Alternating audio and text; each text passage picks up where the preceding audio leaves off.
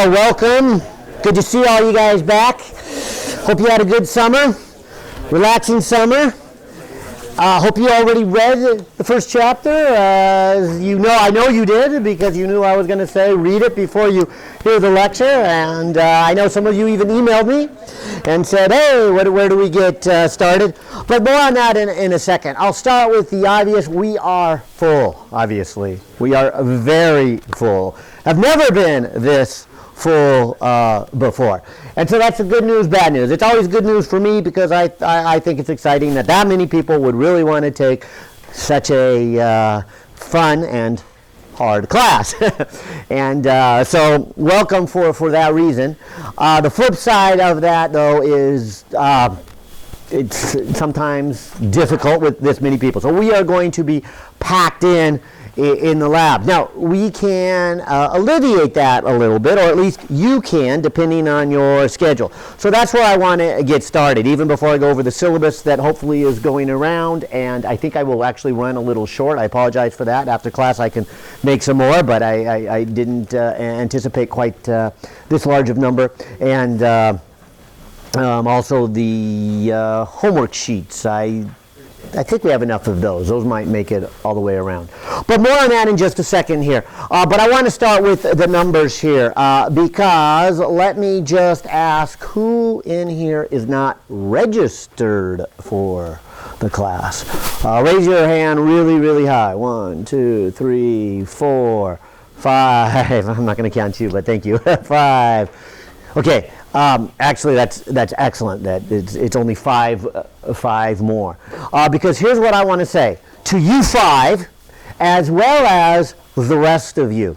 I did do some number counts when we were setting up the schedule, and I sent an email out about 2 weeks ago. If you caught that, is we've added a 3rd section, and if you can migrate over, that would really, really, really be an advantage for you in particular, but also everybody else, so we're not impacted. In other words, let me show you here. So I thought I'd get started here by just going to City College's webpage, click on classes, go to fall schedule, go to physics here, do a quick search, scan down here, and look here at 121 or 122 here.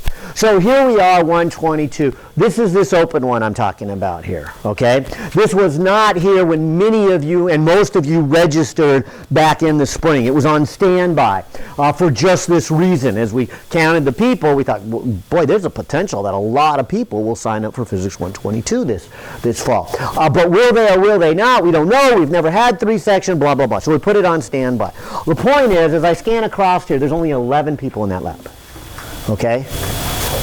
Lots of elbow room. Look at that. There's 45 in the others. All right? And I know not everybody can fit it into the schedule. The lab, the lectures, of course, are the same here, but the lab is that Wednesday morning. And so here's my plea for you and help for you. Anybody in here who can move into the Wednesday would help you and everybody else, particularly yourself. And maybe the whole class, because I'm wondering what administration is going to see when they see 11 people. They're going to want to cancel it, I know that. And then put them into the other ones, and the other ones, unfortunately, because we waited so long to do the standby, they're highly full. So that's my number one concern. So I've got the ad codes up here, and I'm going to encourage you at the end of the class to come see me. I'm going to encourage as many of you can to transfer over there. Yeah. Is there like a paper sign up? Because if you want to switch to that one, you have to drop the other one. To do that, you have to drop engineering 117, which has a wait list. Really? And then you're out of it. So I didn't want to switch over because I didn't want to lose my spot in my engineering 117 class. Ah, I see the problem. Right. And then because if I had dropped that, I would not have been able to get that. Okay, let me see what I can do about that. I don't know what I can do. Why don't I do this? I don't know if everybody heard that question. Let me repeat. But this one here, they wanted to move and willing to move. The problem is with the computer, in order to register for this class, you have to drop the one you're in. But since this is a co-requisite with the Engineering 117, then you would end up dropping the 117. And you can't re-get the 117 because it's on a wait list. So I see the dilemma here. So again, anybody like that? So you like that. Well, let me just take your name down so I'll have a name and I'll work from there. And we'll hopefully migrate you over there, okay? All right, now, I'll even go one step a little bit further, because like I said, this is real important to get a number of you over there. At minimum 9, because if we don't have 20 in there before the week is over, I know what the administration is going to say. It's like, hey, you don't have 20 here. This can't go. We're going to cancel that. These other 11 are going to have to try to fit in there. And if you don't have room, well, they'll just have to take it next year. And I really don't want that to happen. So, like I said, particularly today, but sometime before this week over, if I can just get 9 of you at minimum, but I'd love to see it more balanced at about 33, 35, you know, and get there. But if I could get, like I said, just 9 of you. So if there's anybody in here who's kind of wondering, well, you know, I don't know if I want to do that Wednesday. Maybe sometimes I do, sometimes I don't. I'll let you be free with that. If you just register for Wednesday, and half the Wednesdays you can't go on Wednesdays, but you got to come back to these labs, I'll go with that too. Just get you in registered so it's balanced on the Wednesday. Does that make sense? All right, so that's this idea. So like I said, as we get towards the end of class today, hopefully I won't forget, but I'll stop a few minutes earlier, and I've got the ad codes here, and I'll say, look, how many can we get to migrate over into that Wednesday one? I mean, right now, with 11 people in there would be, you know, a lot of elbow room. Yeah? So it's open right now. I could actually drop the class right now and go into the one.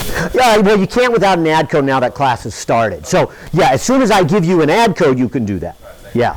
But once class starts, you can't do the registration without an ad code. Yeah. Even though there's room, you got to have the instructor's ad code. But that's not a problem. I got a lot of ad codes, and I'll get it for you. All right.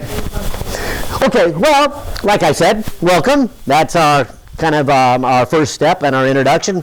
Let's do this. Let's go through this syllabus. I'll go kind of quickly since most of you know me. I think I saw a few new faces. Hello.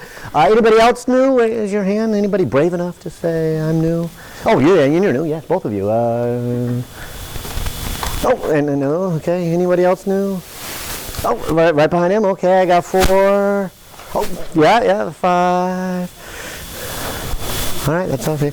All right, well, welcome, and I'm going to go through the syllabus, but as I said, I'll kind of quickly, because most of you, this is the 4th time or 3rd time at a minimum that you've had me, or some cases could be even 5 or 6 times you had me, but depending on where 123 and 120, most of you, this is the 3rd or 4th class you've had with me, and all my classes have that same schedule, that same kind of 3 exams, 50% of your grade, 1 final exam, 25% of your grade, labs every week, 15% of your grade, and homework every chapter, which is 10% of your grade. And you'll see exactly the same thing. So, with jumping back, I think I'll go back here to,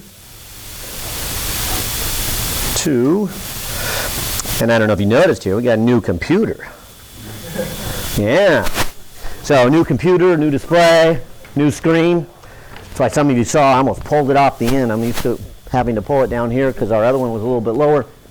But here is our web page. Again, most of you have seen this, but here is my web page off our department, and I'm going to just jump down here to your class, which is Physics 122. So here's the syllabus you have in front of you. And a couple of the obvious things there are my name and my office hours, my number. The next little part describes the class. I think you're well aware of that. We're going to learn about electricity and magnetism. That's this whole class. So we start right here, right away with electricity and continue on, and one step builds another. Like we did in Physics 121, where we started very simple with speed, velocity, and acceleration, and eventually we got to things rotating and translating. And so so they just built and got more complex. We're going to see the same thing.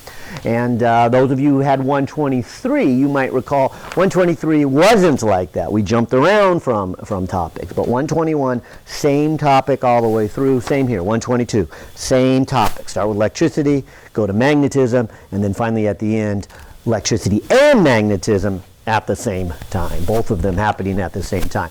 So that's what the description. The textbook, again, other than U5, you probably know, I grabbed the textbook. Here is the textbook. You could use either the 7th edition, which I think a lot of you have, as well as a lot of you have the 8th edition. So either one is fine. 7th edition costs a little bit less because it's a little bit older, but like I said, other than U5, you guys probably already have whatever edition you already bought, so no worries on that one. The homework assignment, though, in other words, reading the physics, I don't care what edition you use, but so that we're all doing the same problems, the problems are assigned out of the 7th edition. Okay, and again, U5, but you guys know that. And that's what this is. That's what this little packet is. This packet is the homework assignment up until the first test. So as you flip through it, you'll see it's got the homeworks from chapters 23, chapter 24, chapter 25, and chapter 26. Okay, and so this gets us up to the first test. And my point is that if you are reading the material out of the 8th edition, make sure you don't do the homework in the 8th edition, you do it out of here. Now, if you own the 7th edition, this one, then you can do them right out of your book, and you won't need this little packet. Although I got to admit that this little packet's kind of nice to carry around, even when you have that one there. So it's nice to have that. So that's why I said this, just take a packet. And that's what this is trying to say. Here's the grading policy again, real quickly through that. I think you know that. Scrolling down to here, this is additional help. If you need additional help along the way, it's the same you saw in all my other classes. I'll highlight it for U5. But notice here the Physics 199, this study class. Maybe I should just ask the rest of you, is Don's class helpful? Yeah. Possible to pass without it? Did increase your grade maybe a little bit? Helpful? Well, I'm trying to convince you 5 in there that I would highly recommend you sign up for the Physics 199. I do have the ad codes. I do have some worksheets. Who were my new ones? The 5 of you? One, 2, and if we can go straight back, there were 2 more way in the back.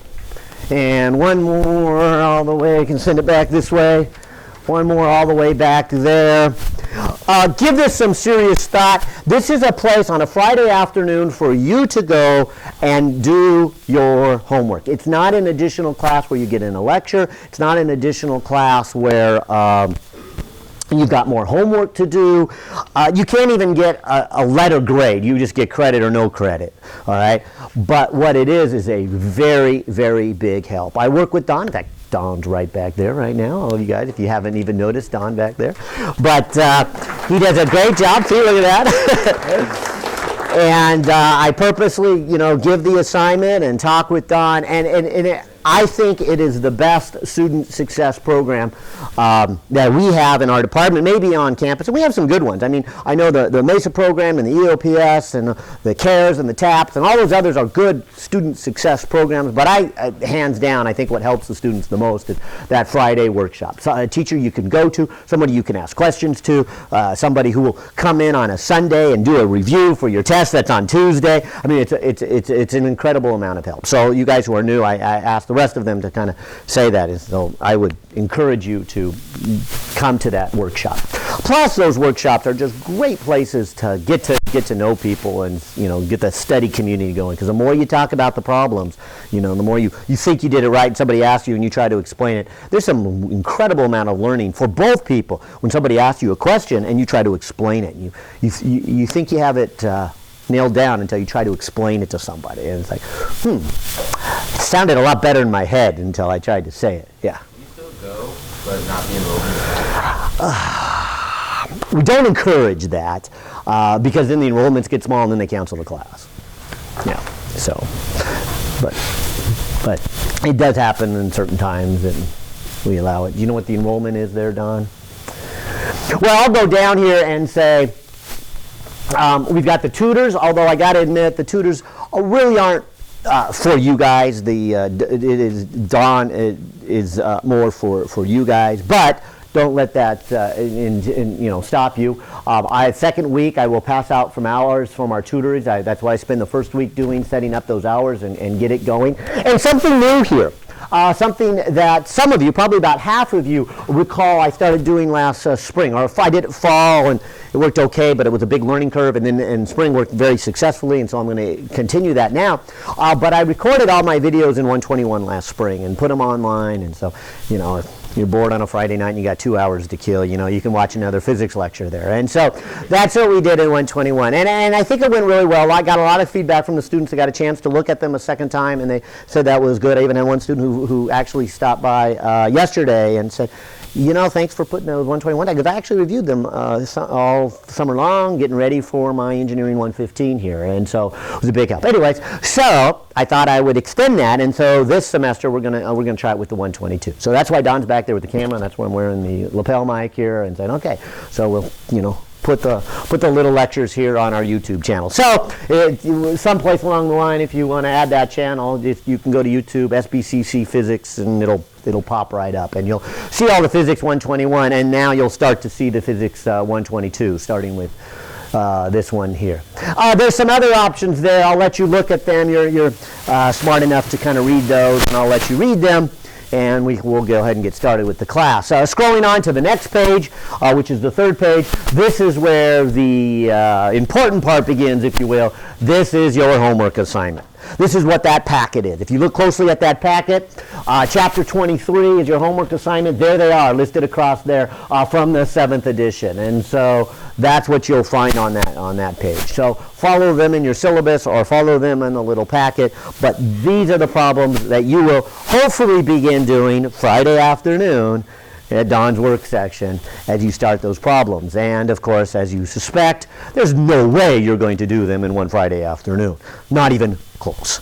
And so you'll be doing them Saturday and Sunday and Monday and then turning them on Tuesday. So that's what we'll be doing, because there's a lot of problems. And just to remind you, we are in the middle of the book.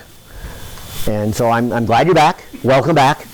But this chapter is a doozy. This does not start in a baby chapter. This is chapter 23, and we're going to get some good stuff here. Maybe not so much today, but on Thursday and as you do the homework, okay? So pull out that calculus. We've got a lot of fun calculus to do.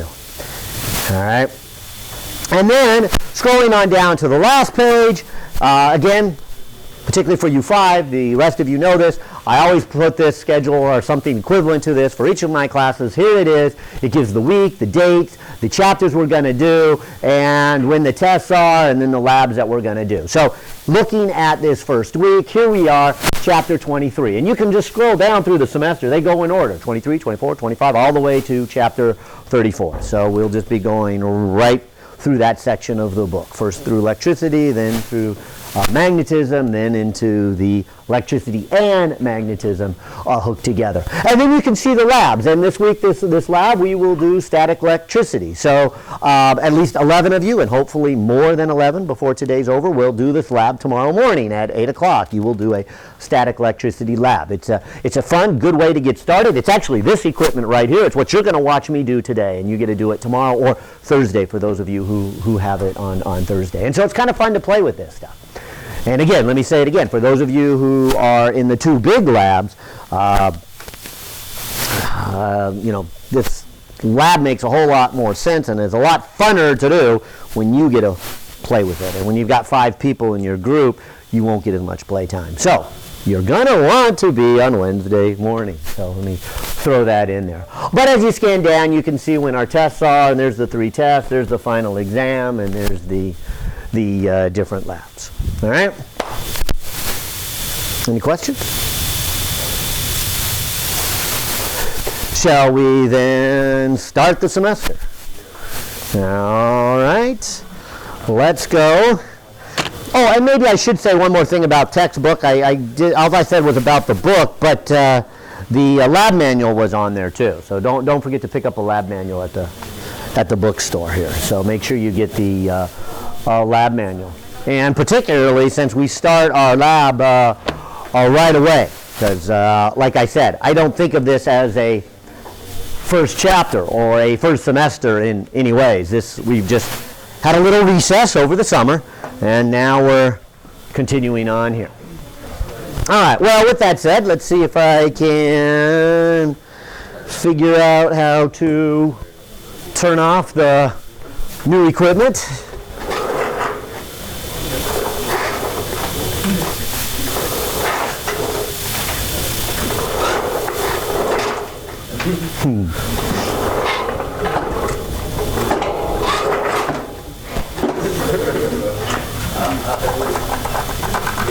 Yay. All right, there we go.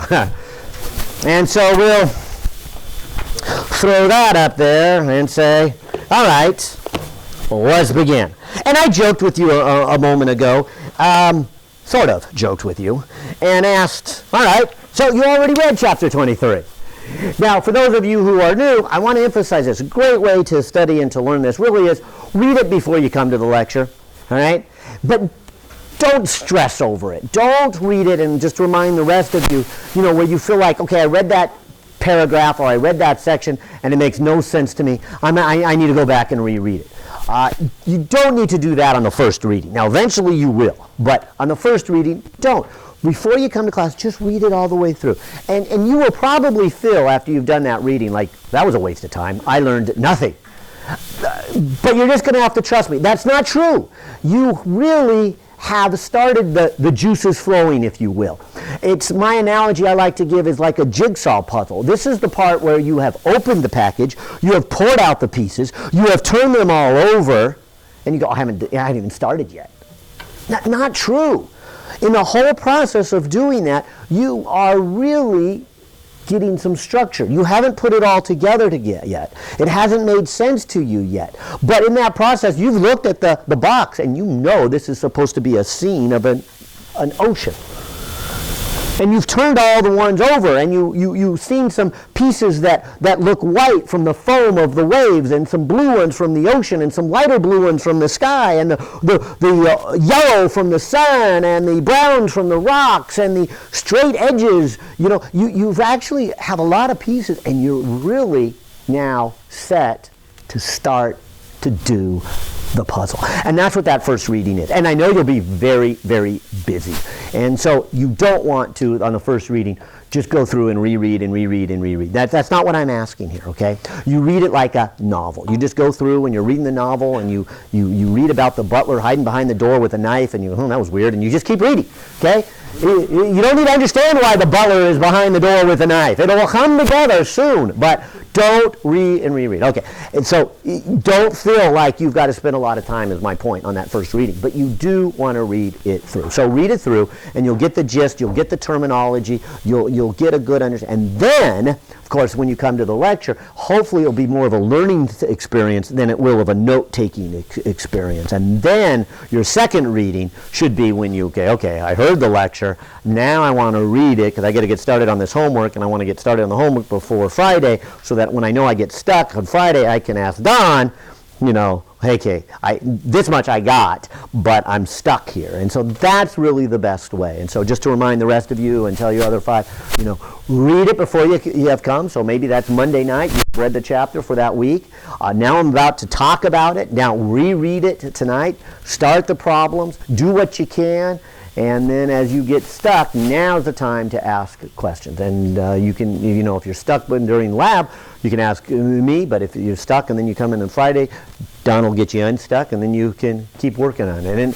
And hopefully then take advantage of the Friday. And then hopefully that means when you get by yourself on the weekend, you've just got a few places that you've got to work out the hard problems by yourself. So that's what I meant earlier about my joke about, have you read it? So if you haven't read it, you need to be told what is this first chapter. Chapter 23 is this. It's about electric fields. That's the title of it, electric fields. And that's where we begin. We begin with electric fields and what are they. And before we even get to that, we're going to just do a fun set of experiments. We're going to repeat what mostly Franklin and some others, but I'll just say Franklin did as they were playing around with things. And so I will start off with taking you back to Physics 102 and say, do you remember somewhere along in your science education, and I said 102 because I know it was covered in 102, but maybe it was your high school physics, or maybe you already had the 123, but the structure of an atom. What does an atom look like? All right. Okay, so if I were to draw maybe something like this, would that mean anything to you? What's this supposed to be? Yeah, so this is my picture of an atom. And buried inside of this atom is a nucleus. And this nucleus has two objects in them. One is called protons, another is called neutrons. Now, not really needed for our discussion, these guys are made out of smaller things too. And just to remind you, what are those? Yeah, and so those are made out of quarks. Now, we won't quite need to go quite that far, but I feel like in completeness I should at least mention that. But I do want to remind you that in the center here is a nucleus, and it's got two things, protons and neutrons, particularly the word. Why the word proton? Yeah, and what we're going to see here, and where electric fields come into play, is that little particle, which we now call a proton. It's called that because it has a positive charge. And of course the neutron is called a neutron because its charge is neutral. Okay, so it has no plus or minus. And what is this supposed to represent in this picture? Yeah, so these are the electrons. And they have a charge. What's their charge? Okay, they have a charge that is negative. And so I want to do a bunch of experiments, if you will, a couple of observations. And those observations should lead to some factual information. I'll just put some bullet items here and we'll fill them in. I got 1, 2, 3, 4, 1, 2, 3, 4, 5, 6, 1, 2, 3, 4, 5, 6. Yeah, and so I'll just kind of fill in some information. But like I said, let's just get started with probably the simplest way we can. Let me take a piece of wool. And I'll start with wool. Actually, I'm going to start with paper. I think paper would work a little better today, but it's going to be a tough call here. And let me clear back these papers a little bit. But if you took any material here, which in my case, I will take this material, and can you guys see how it's kind of got a blue tint to it? And that's different looking than this kind? Okay? And so this is an acetate, and this is a vinyl. I won't worry about the exact material. That's not as important as just the logic behind it. So let me get a matching one. Okay, so there's a matching one there. Fair enough. And here's a matching one here. Let me take this piece of paper that hopefully is pretty dry, because one of the challenges we have here on the coast is that the water molecules mess it up. But I'm going to rub them. I'm going to rub them pretty hard. Now, let's come back to the structure of the atom. When I bring two atoms together, which in this case would be the atoms here in the vinyl and the atoms here in the paper, what actually touch? Electrons. Yeah, see how the electrons touch? Right? It'd be like two cars in a parking lot. They bump each other. Do the car seats touch? What touches? Yeah, the bumpers, the edges of the car. Those are the things that are going to touch. So as I go back and forth and I rub this, it's quite possible, and will happen, is some of the electrons on one of the materials will be scraped off and go on to the other.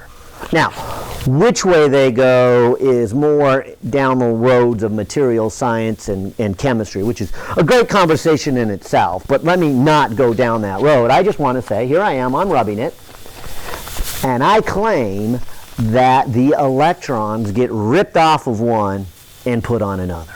Okay? And for starters, I won't even tell you which way they go, but I will say this. If the electrons, say, got ripped off and put onto this one, or ripped off of this one and put onto this one, then wouldn't this have a net charge? And I guess what I mean by that is right now, if I pick up one that I haven't been rubbing, and you look closely at it, how do the number of protons compare to the number of electrons? Yeah, and so right now I would say they're equal. Meaning then that as I look at this, I would say the charge here is neutral. Now here's what I want to make sure you understand. Are there any positives in here? Are there any negatives in here? So when I say neutral, I really don't mean there's no charges in here. Fair enough? What do I mean? Yeah, a balanced amount of charge, an equal number of positives and negatives. Because when I rub this one, kind of like I was doing the other one, the electrons are going to come off of one and go on to the other. And so this one, like I said, I hope it'll work well today, is I'm going to rub, and let's say the electrons came off and went onto this. What would I say about this one? It's positive. Why would I say it's positive? Okay, so I'm lacking electrons, right? In other words, I have more positives than negatives. Did I put positives on here? No. What moved as I was rubbing them? Yeah, the electrons, the ones on the surface. Now, if it's the other way around, if I rub them and the electrons go on to here, then what would I call this? Negative. Why? Because it has more negative than positive.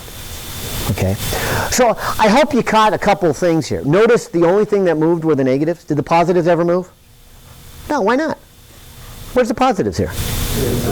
Yeah, they're in the nucleus, right? They're part of the structure of the material. They're part of the atoms that make this up. I'm not taking the atoms off. This is not like taking a razor blade and shaving off pieces of the vinyl. That would be taking off protons. I'm not doing that.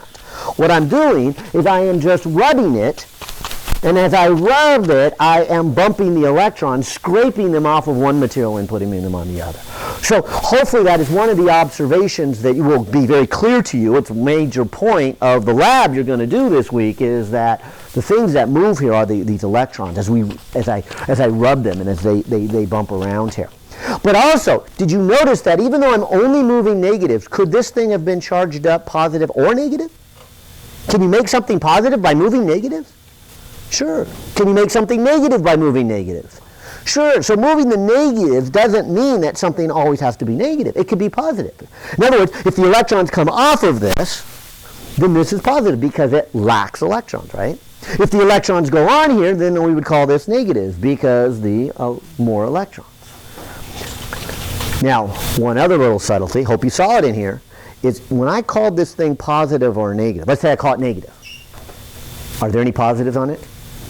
Yeah. Or let's say it's positive. Are there any negatives on it? Yeah. So there's both charges still on it. So when we mean something is negative, we don't mean it only has negatives. We mean it has more negatives than positives. Fair enough? All right. So back to Franklin's experiment. So we come over here and I rub this. So I rub this. And like I said, at this point, I'm not going to tell you which way the electrons are going. I soon will, and you'll also do the lab and discover it. But let's say I rub it. I then am going to say this has a charge and this is the opposite charge. Fair enough? So this is either positive or negative. Not sure which one. But I do know this, that if I set this aside, and I don't really want to set it down, I'll do that. I can do the same with this material. Wouldn't the same thing happen? Again, I don't know if it's positive or negative quite yet. But as I rub this, whatever happened to this one, happened to that one. And if I bring them close, what do you notice? Any interaction? Don't they repel? And so, hopefully, you're learning something here. What do we learn? The like charges repel. Now, are they negative or positive? I don't know yet. But let me continue.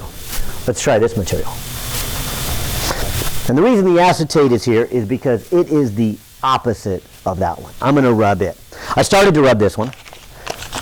So let me rub it again. Actually, maybe I should rub this one first so I don't have to hold it in my mouth. All right, so I'm going to rub this one. And again, not yet telling you which way the electrons are going. They will go in one particular direction. So this object is going to have a charge, either positive or negative. But this one is going to have identical. And it's opposite of that one. But what I want you to see is what happens when I get them close.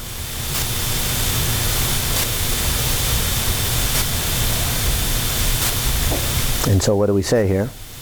Again, like charges repel. Now remember this one over here? These are opposite charges, aren't they? What do you notice here? They attract. And this one, which hopefully I didn't lose the charge when I set it down,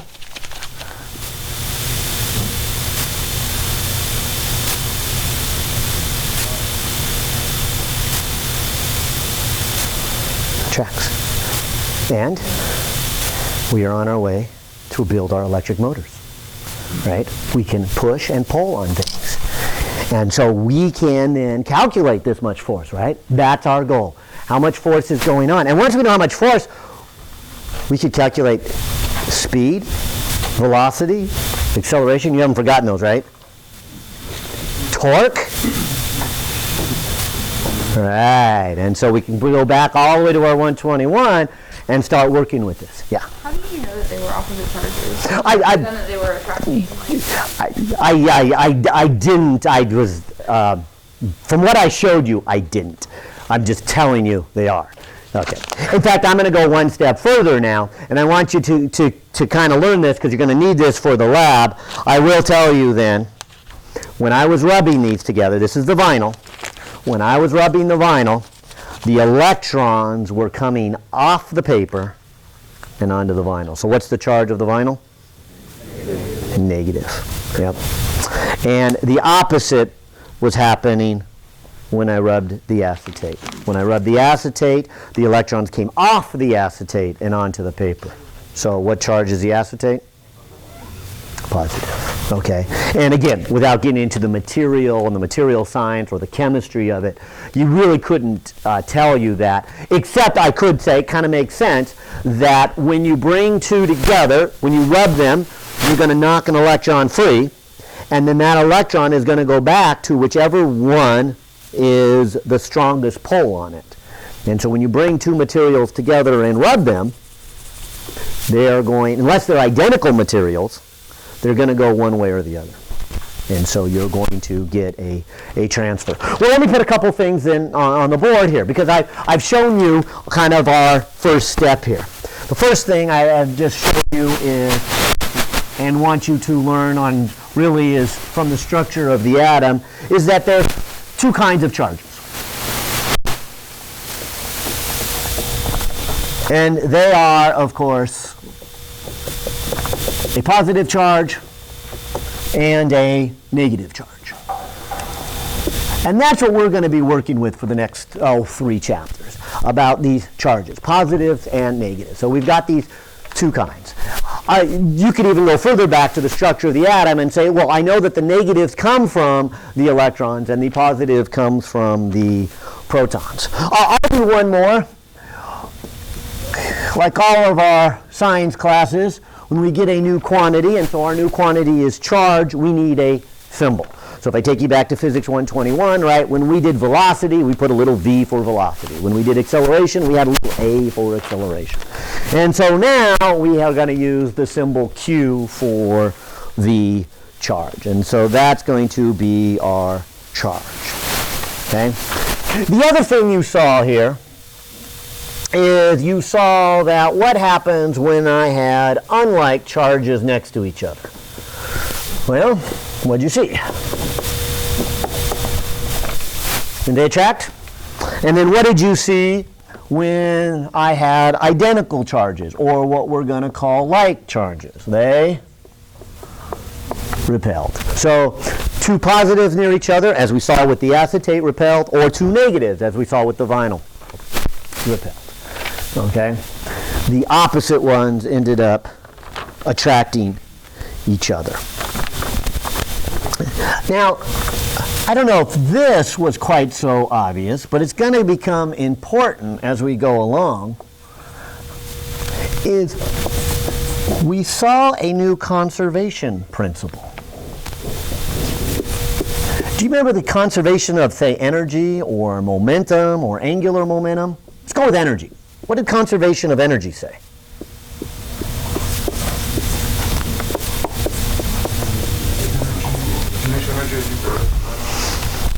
Okay, we said you could not create energy, right? We said that whatever energy you start with, you end with. And we did some simple problems in Physics 121. We took something up in the air and we said, look, here is potential energy. I let it go. As it falls, does it lose potential energy? Yeah, but where does that energy go? Did it just disappear? It went into kinetic energy, right? We had this conservation of energy. So the energy changed forms, and it went from potential energy into a kinetic energy. And we're going to see some other conservational principles this semester, and this is our first here, conservation of charge. In other words, how did I make this vinyl negative? Did I just create a bunch of electrons out of nothing? No, where did they come from? Didn't they come from this piece of paper? And so you remember how powerful that conservation of energy was back in Physics 121? You're going to see that as we get started here in our electronics, our conservation of charge. That what we got to keep track of are these little tiny electrons as they move around from one place to another. We're never going to create any new one. We're just going to move them from one place to another here. And so to make something negative, I put the negatives on. To make something positive, I took those negatives off. But those negatives never just disappeared. And so there's our conservation of charge. The metric system, the system international, then must have some units for this new quantity called charge. Fair enough? And so that's this beginning lesson that, hey, we have this idea of charge, you get it a symbol Q, any new quantity must have some units. Anybody know? Yeah, good. And we use, in honor of Coulomb, we use this coulombs, which for a symbol we will put C. Okay? And so all of our charges then will be labeled with a Q and in so many units or so many coulombs. So I'll start then by saying, what about the electron? What about the proton? What is the charge on these guys? Well, I kind of implied that equal number of electrons canceled equal number of protons, so they must have opposite, right? And they must have the same value. And Coulomb did perform some experiments here. And, well, maybe it was more Thomson there by the time they figured it all out. But here is then the accepted value for the charges of the proton and the electron. So this is the assigned value, if you will. And maybe I should start. Big number or small number?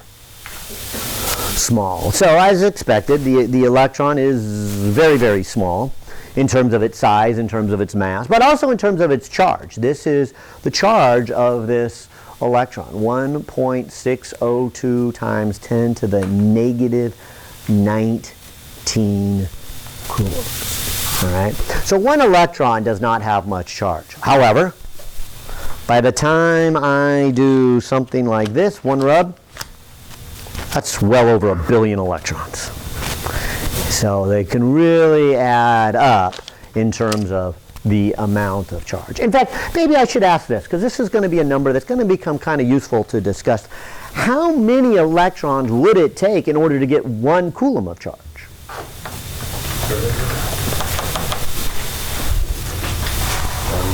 Well, let's see.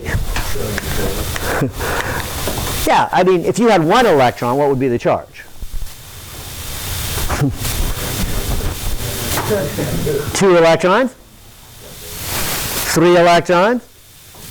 All right, so what I'm really saying here is how many electrons, n, times a charge of 1.602 times 10 to the negative 19 would get me to 1 coulomb, or really negative 1 coulomb. Fair enough? And so here's the answer. How many electrons does it take to get 1 coulomb of charge?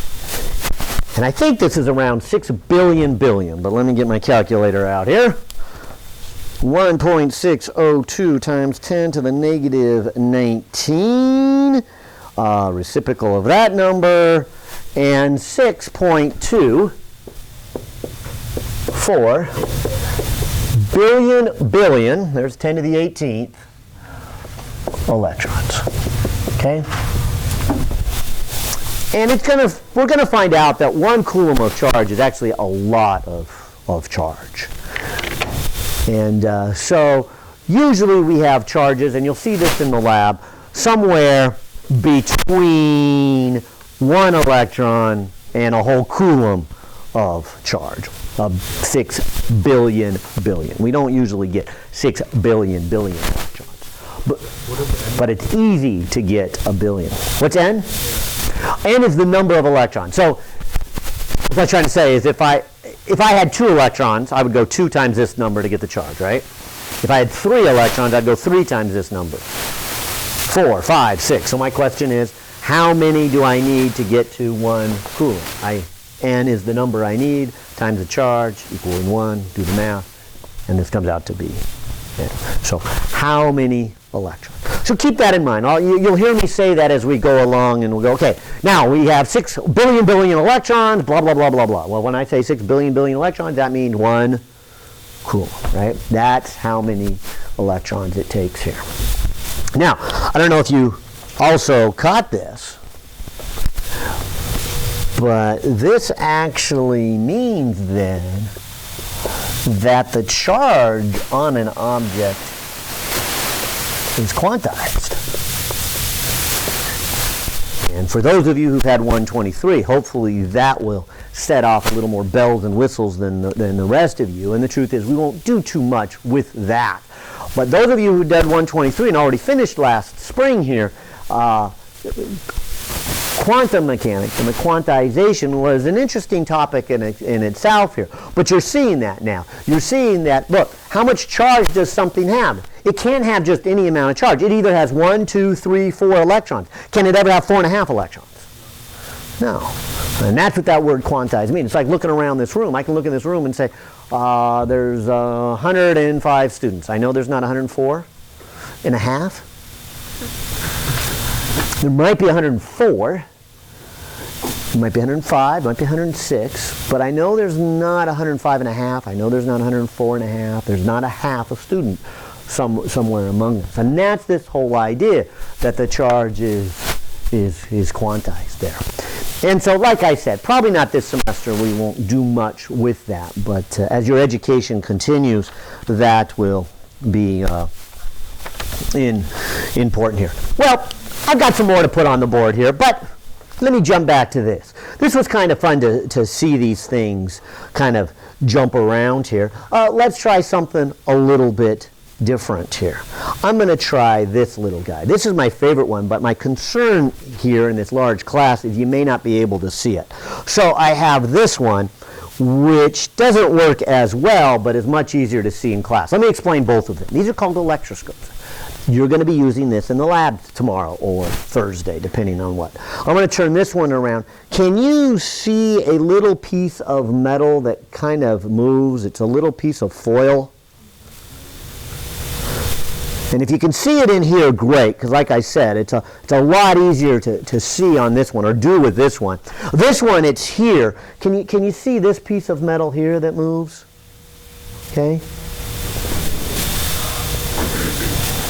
Now, what do you think might happen if I take, and maybe I'll just take some vinyl and rub it. And so I'm going to rub. What's happening right now? I'm moving charges. Which way again? Which way are the electrons going? Okay. From the paper onto the vinyl. So what do we say the charge is on the vinyl? Negative. All right. So I'm going to come over here, and I'll try this one, because see if it works here. And I'm going to try to touch this knob and put some of these negatives on the knob. Do you notice anything different? Do you see how that's sticking out a little bit? And it wasn't much. Let me try a little bit more, and maybe I'll jump over to this one. I can get some of those electrons on there. Yeah, and let me try this one. See if you can see this one. This one is designed, like I said, it's inside there, and the piece of metal can move. But I'm hoping, can you see kind of a shadow if I shine a light on the back side? And what if I touch it? Can you see the piece of metal remaining out? That's what I want you to see, even though we don't really see it here with this one. And it may not stay very long because these little electrons, remember they're negative and they repel each other, and the water in the air loves to grab them off. So that's why this heat lamp is here. Maybe I should move it a little closer and see if I can dry it out here. There we go. And so, can you kind of see the shadow? Maybe some of you, a few of you. Maybe if I hold it, no. It's, oh, here? Does that look better? And still, I'm going to go back to this one. But I think this one, if it's going to be nice to us, is going to work a little bit. Yeah. What happened?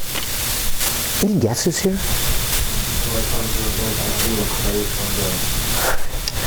Yeah, let's see if I can draw a picture here. Here's what I want you to see. We've already learned things like this, that the opposite charges attract, and the like ones repel each other here. But I have something that looks a little bit like this. It's got a metal piece that extends down something like this. And in addition, it's got a movable metal piece here. Is that kind of what that looks like? Now, before I touched it,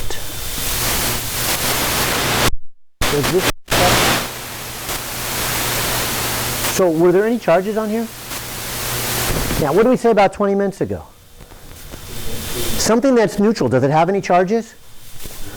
Yeah, doesn't it have an equal number of negatives and positives? And so let me throw another word at you. You ever heard the word conductor? Conductor? What does conductor mean to you? And so the reason this is metal is this is what we're going to call a conductor. The electrons in here can move. So look at this for a moment. What do you think might happen when I take that piece of vinyl that is negative and I touch that piece of vinyl to the knob? Right there. Okay, so the electrons jump off the vinyl and go on to this top part, which we'll call a knob. And what else happens? Do they stay there in the knob? Yeah, this is where the idea of conductor comes into play. Conductor means the electrons can move, can flow. And so you have a bunch of negatives up here. Now, what did we say about the negatives? What did we say about a bunch of like charges? What do? They repel each other, right? So do they want to be there in that knob all clumped together? They're going to move. Where are they going to go to? So then they travel through the conductor. And what do you notice say right here? Like charges. What do like charges do? They repel. And that's hopefully what you saw here. You saw that when I take these negatives and I actually put them on the knob, they will go onto that knob. They will then flow down on both what we'll call the fixed metal and the movable metal, and they will repel each other. What if I were to touch it with my finger?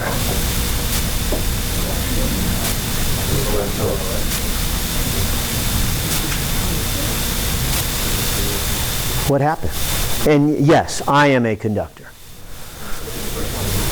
Yeah, so I come along here and I touch it and they say, hey, instead of being all crowded down here, couldn't we go on to the bigger object? And so they go onto my arms and my other arms and my legs and my back and my hair, and so they flow all over my body. And they leave that, at least most of them leave that, and flow around.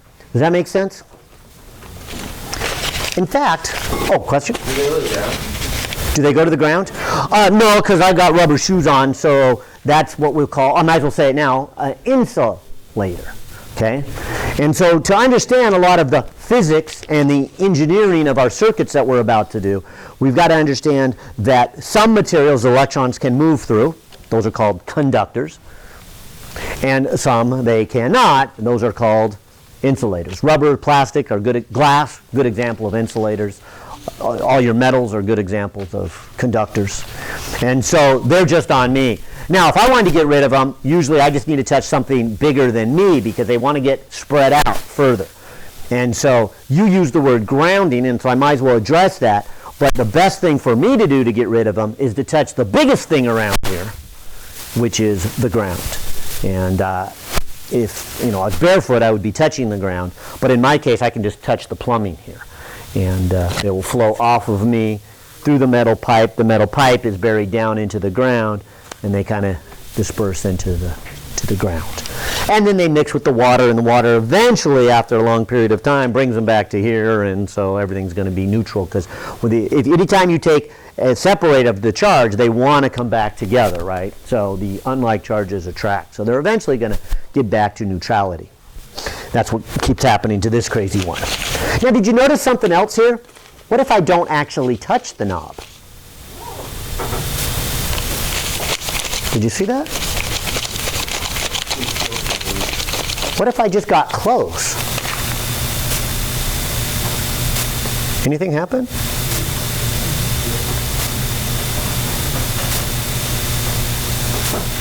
And I'll pull it away. How come the metal piece moves out and then back, even though I haven't touched it?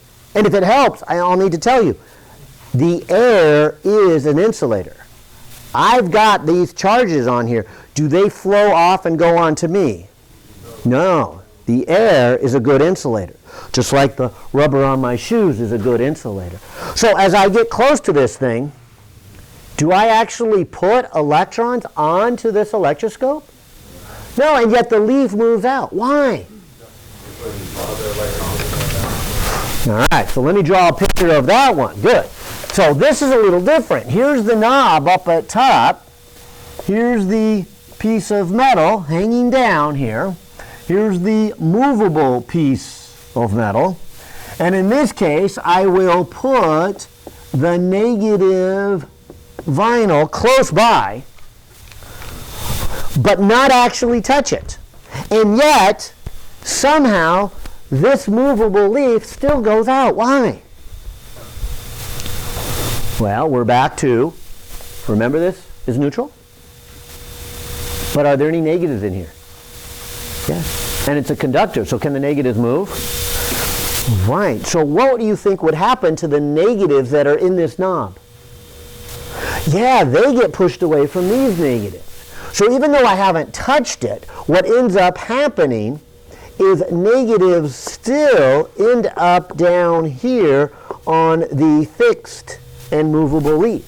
Now, of course, since they left here, the top part is positive. And so that's what's different between when I actually touched it and when I just got close to it. But as far as looking at the leaf, doesn't the same thing happen? The fact that they're both negative, don't they repel out? So we'll see it go repelling out. But what's different then is when I take this away, what's going to happen?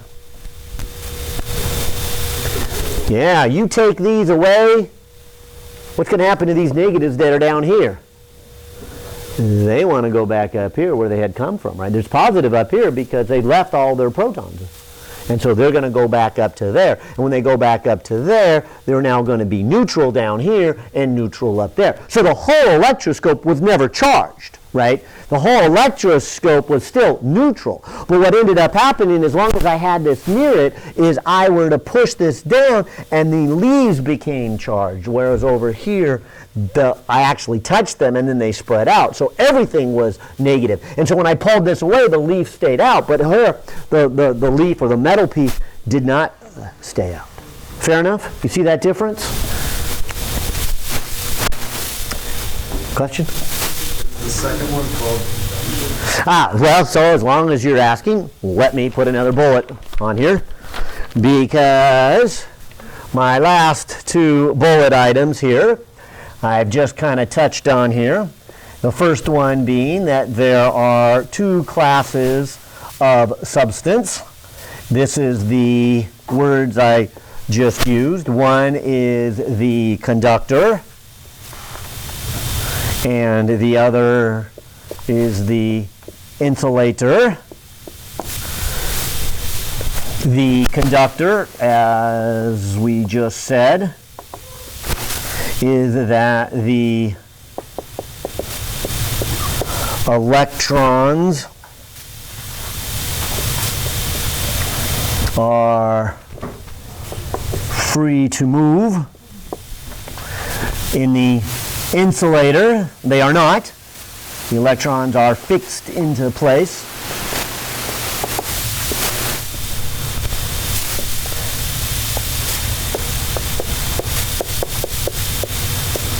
I'll put locked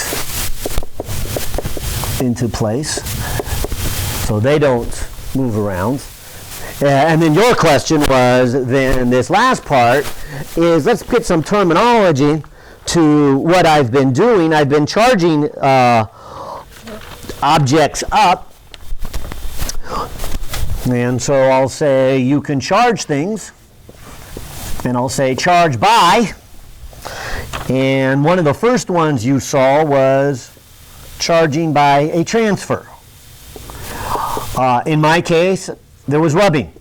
I took the piece of paper, I took the vinyl, I was rubbing, and the edge of the molecules or atoms hit and bumped off, and so there was my rubbing. But that's not the only thing we mean by transfer. There's also contact, and that was what you saw here with the electroscope. After I charged it by rubbing, I then charged the electroscope here by actually a contact, and I put some of those negatives on there. Those were, I think, the easier one to see. What you're asking about then is what we call a polarization charge.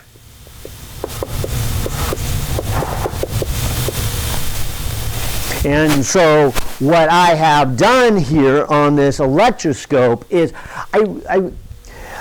for lack of a better word, I haven't really charged it. What I've done is separate the charges that were in it. Let me draw the picture again, right? I had negatives here.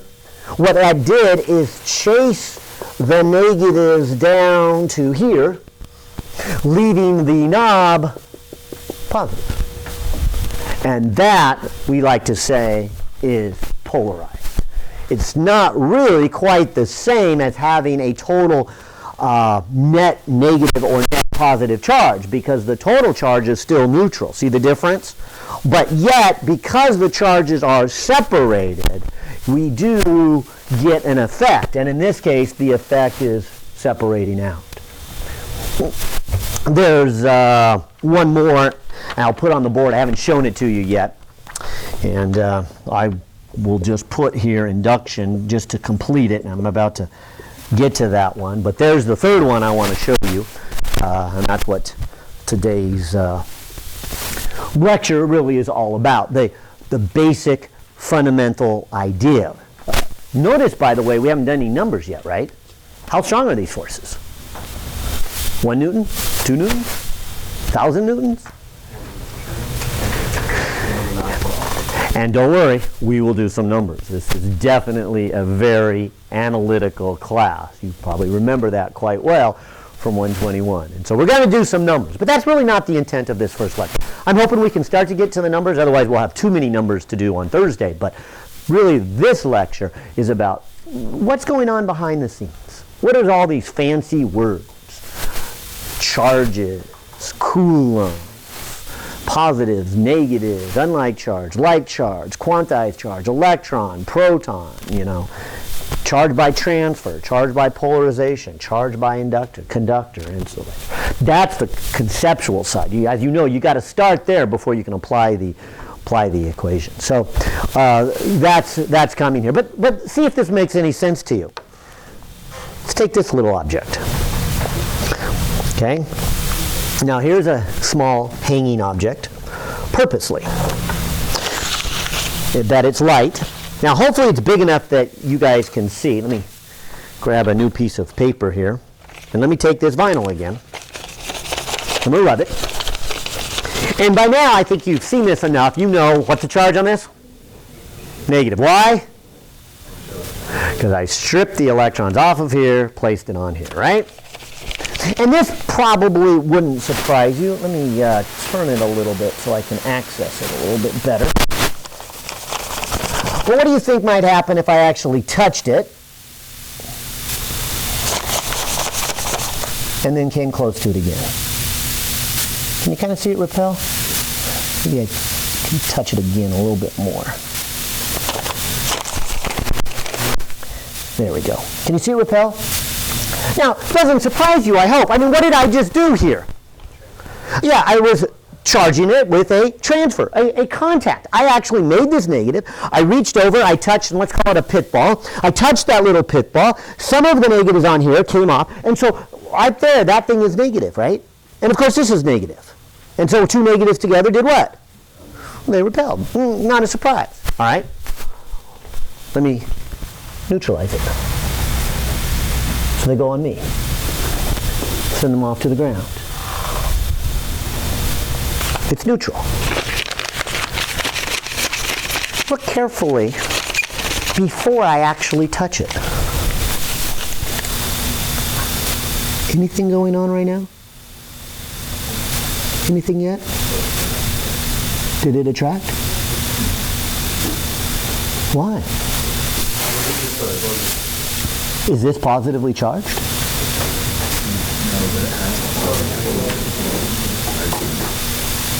It does have positives in it. So talk to me. Why would this thing attract? Of course, once I touched it, there we go. Now I'll put negatives on here and it'll repel. Fair enough? But again, when it's neutral,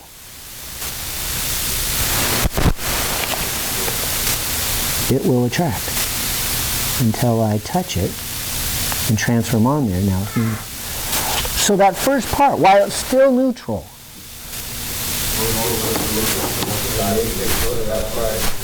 right, it's more of this picture. Let me keep drawing.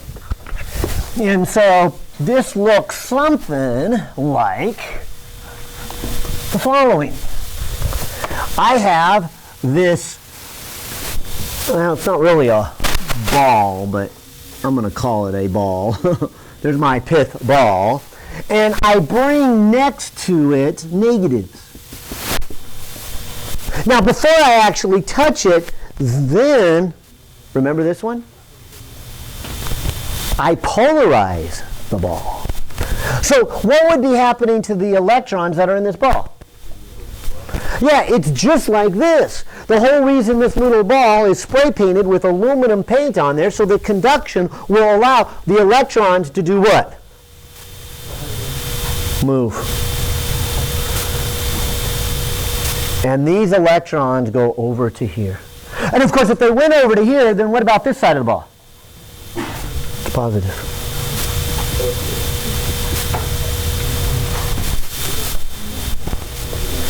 And if we look carefully then at this situation and maybe mentally split the ball in half, what would you say about this half of the ball and the vinyl strip? Wouldn't they be attracting? And what would you say about this half of the ball and that vinyl strip?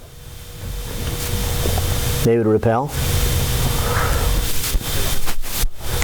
But are those two forces equal? No. And I haven't done anything with the numbers yet, but I think you have seen this with the distance. I mean, if I actually get this ball negatively charged, maybe, actually get a negative on there, and it repels, doesn't the amount of repulsion depend on my distance between them? And so soon here we're going to talk about the amount of force and how it changes with the distance between them. But you guys have got it right in this sense that this is a little further away. And so these two forces aren't equal. This one's a little bit closer and therefore ends up with a net attraction. So when you bring a negative near this neutral object, you still get an interaction. Now, it's not a new physics principle. Can it all be explained with positives and negatives? But keep in mind then, neutral objects are affected by a negative piece of vinyl. They are attracted to it. It might not be too much of a surprise. Anybody's got a ceiling fan? Often the blades are made out of a vinyl. The mini blinds made out of vinyl. You kind of rub them. Try to get the dust off, guess what happens? You rub the dust off only to charge up the vinyl strip. What happens to the rest of the dust for the next 3 days? It gets right attracted back to the vinyl. So wiping vinyl blind or a spinning ceiling fan just builds up charge on the surface only to attract the dust, and it's probably been a long time, maybe never, since you got on a chair and looked at the top of your ceiling fan, but I can bet there's a lot of dust up there because it just sucks in the dust like crazy. When it comes to industry, this is a great design to put in factories and smokestacks. As the soot goes up the big smokestack, there's just layers and layers of wire grid that are charged, and what happens to all the particles, all the soot as it goes up? Yeah, it sticks to it, and that's how you clean the air. Maybe some of you even have these in your homes. They're kind of common ways of filtering out all the dust and in the air by, you blow it through. I've got this one that I'm not sure if it works. Nonetheless, they suckered me out of $20 for it, so I, worked for somebody there. But it's really kind of neat. It's an air filter that goes in my heater. And the idea is it's a metal grid, but it goes in there, and in the wintertime anyways, obviously I don't use the heater this time of the year. But when the heater's running, it draws air up from underneath and it goes through this air filter. And instead of being the standard paper type where, the particles of dust would, get blocked by the paper, and then the air would go into the heater and then warm the house, this one has a metal grid, and the idea is as the air goes through, it rubs against the metal sheets. The metal sheets become charged. If they become charged, what happens to the dust as it comes up? Yeah, it sticks to it. And it must work in some ways, because obviously, as I pull it out after a month, I can just see it coated with dust there. And so I guess what I really like about it is I don't have to go buy a new one. Since it's a metal grid, I just have to hose it off, shake it off, let it dry, put it back in, and let it go for another month, and it collects the dust here. But it uses this whole principle here of this electrostatic. In fact, let me take this one step further. Any guesses what might happen now? I've been showing you the vinyl for a long time. Let me jump over to the acetate and rub the acetate. So what do we say about the acetate? What charge is this? It's positive, right? I'm taking the electrons off of this one and putting them on here. So this is positive. All right, so let's take this pith ball, let's make it neutral again. Now we already said when you take a negative near the pith ball, it attracted. So what do you think is going to happen when a positive is near a neutral pith ball? And it should attract also. Not by much. Ooh, see it? I don't want to touch it. But there's just a little bit of attraction also. Why?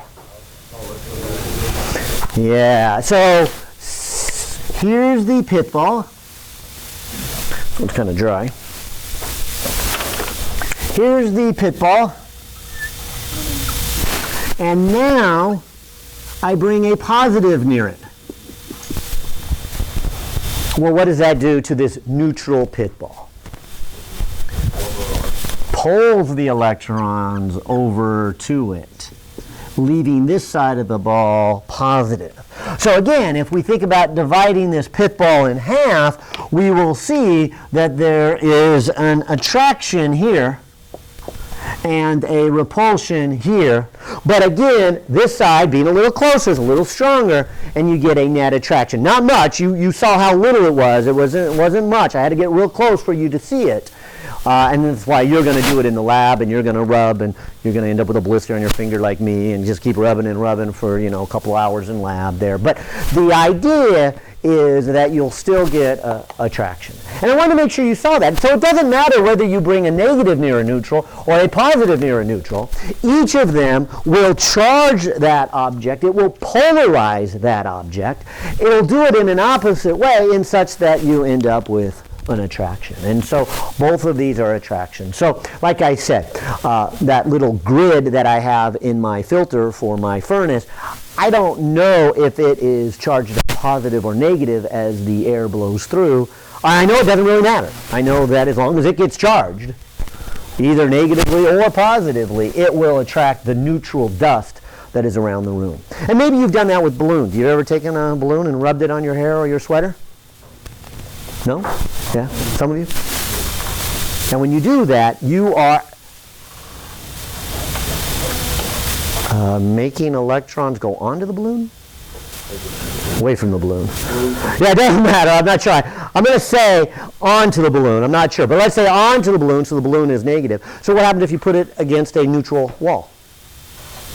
Yeah, it'll stick to the wall. So it's always kind of fun to do. And you rub it, you put it on the wall, and it sticks there, and it just kind of hovers there on the wall. How do you know which way the electrons are going? In the balloon, I don't. In these, I don't. I only know these from for other reasons. I know what the atomic structure of vinyl looks like, and that it's very electronegative, and so it sucks electrons like crazy. It's why I use vinyl. Franklin did not have the luxury I have. He used just regular rubber. And so in the lab, you'll see the last step you do in the lab, we make you guys do it with a rubber piece, just for historical reasons. But it works much better with vinyl. And then and then the acetate, again, works much better than glass But again, in the last step, you're asked to do it like Franklin did it with glass. So Franklin actually used these two. He didn't have the more modern materials that have an attraction. So no, just by rubbing them, you know, there's nothing physically I can see. This one's blue and this one's red. Oh, they must go that way. You know, I can't do that. But there is definitely a different chemical structure to one versus the other, and that sucks up electrons. And if you've taken chemistry, we give a name for that. We call what is the electronegativity of that material? How much does it suck up electrons? And different shapes and different elements do it better than others. All right. And so, like I said, that's not the goal here, is to get into the chemistry and the material science. That will be your goal later on. I mean, and hopefully, I mean, and I would suspect a room this size, many of you will end up going into material science. I mean, it's got great potential and great future. And I hope a lot of you do. Yeah, go out there, make lots of money, big bucks, you know, and pay lots of taxes so that I can retire with a good pension. I mean, yes, you know, I don't want to lose my medical benefit when I'm 80 here. So, you know, yeah. Except for that filter, the air, is the air what rubs it? Yeah, so the air rubs it. Oh, you said the air is an insulator, it doesn't matter? Well, the rubbing part doesn't matter. In fact, it's kind of nice to have insulating materials when you are rubbing, because then once they rub, they stay where they are. Lightning is the same thing. You know, lightning is caused by air masses rubbing against each other, a cold and hot air mass rubbing. Yeah. How is it that the balloon gets started? Well, you rub it. Okay. Well, let me emphasize before these are insulators. Okay. And so what I do, whether it be a balloon or vinyl, is when I rub it right here, right along there where my fingers are, I am, well, tearing the electrons off my finger and putting them on here. And then those electrons stay there. If this was a conductor, they would then come off my finger, go onto the conductor, flow down the conductor, and flow and spread out along my body. And so I deliberately used an insulator so that would not happen. And I rub it here, and they stay there. They don't flow off. So neutralizing this is kind of challenging. I got to touch it, touch it, touch it, touch it, touch it. Because it's not like this where I can just touch the knob and then they all flow up. Okay. You said your body is a conductor, so how come when you're rubbing, why aren't the electrons flowing into your body since you're a greater mass? Is it because you're already touching the vinyl or acetate, or is it because... It's not touching my body. Well, your fingers are holding something. Oh, but it cannot conduct from here to here through the vinyl. Okay. If the vinyl was a conductor, then as soon as I did this, these electrons would then conduct through the vinyl, then conduct onto me and do what you're saying. But it's the key is the vinyl is the insulator. Okay. Yeah. Good. Yeah. Good. Good set of questions. Well, I think I got the basic gist of the fundamental physics. Now we're ready to get into some numbers, but I do have some other neat ones to show you. So I thought, let's kind of give this a little try here. I hopefully did not have the heat lamp too far away here, but let me take this apart a little bit because I want you to see that this little machine, although it's plugged in, I don't want you to think it's getting its electrical charge from the plug. There's rubbing. It's just by this time in the lecture, I'm tired of rubbing. You know, I'm old, my muscles don't keep going. But if I take this off, you will hopefully see the top part of a little belt, because the bottom part of the belt is down here. There's a little motor and a belt. And it rubs up here. And it does some other more complicated things, which I won't quite get into now. But I just want to say here, as it rubs, it puts the electrons right here. Now, this is a conductor. So unlike the vinyl, when this rubs and puts the electrons right here, do they stay here? No, they go all around the ball here.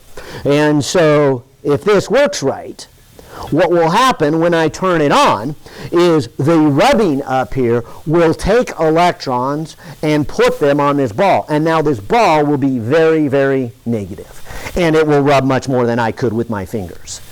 And so I'll get much more of a negative of a charge here. And in fact, if you look at the other side of this, you will see this end, which is where this is connected from the rubbing. And so they came off of here. So what's this ball? This is going to be positive. So they get scraped off of here. This gets negative. This gets positive. So if I then turn this on, and maybe it'll be worth turning the lights off.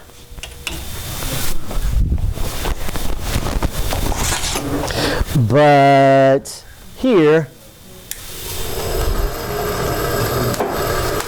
is getting very negative. This one's positive. And if I get enough, even though I told you a little bit earlier that the air is an insulator,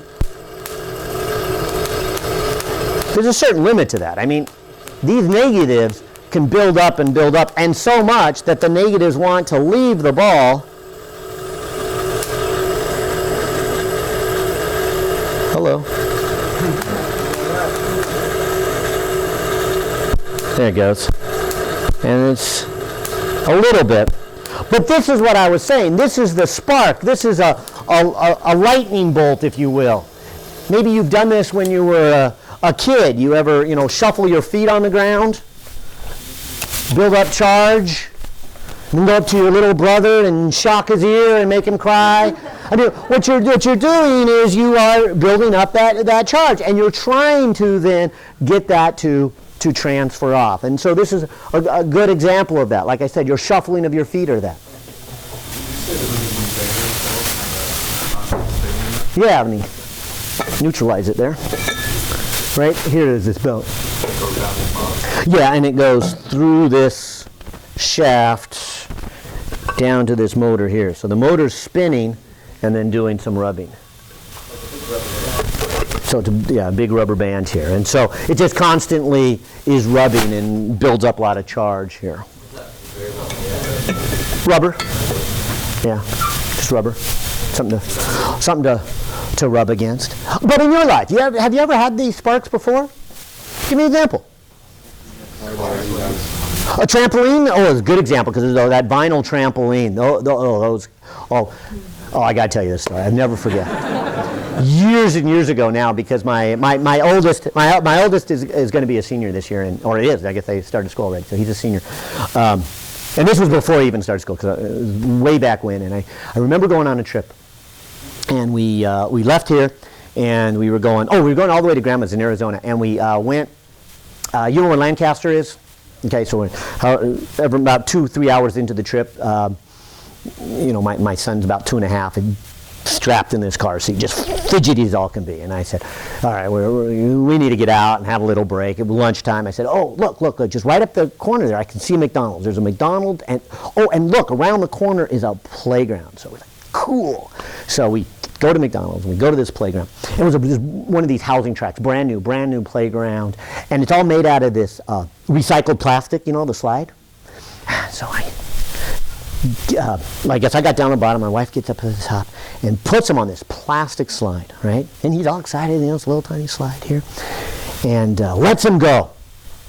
And as he's coming down the slide, rubbing on his bottom, I just see his hair going as the charge is building up.